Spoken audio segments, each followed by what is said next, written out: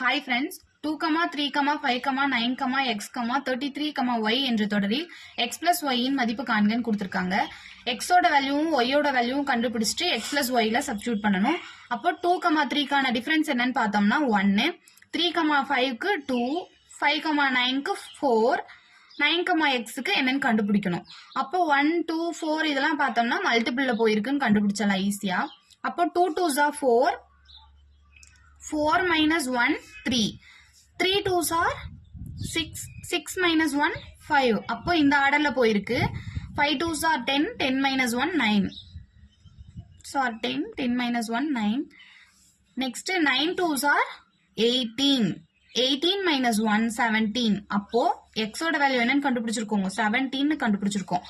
அப்போ இங்க 17 2s are 34 வரும். 34 minus 1, 33. 33 2s are 66. 66 minus 1, 65. அப்போ y ஓட வேல்யூ 65. x plus y நமக்கு கேட்டிருக்காங்க. அப்போ 17 plus 65 ஆட் பண்ணும்போது 82 வந்துரும்.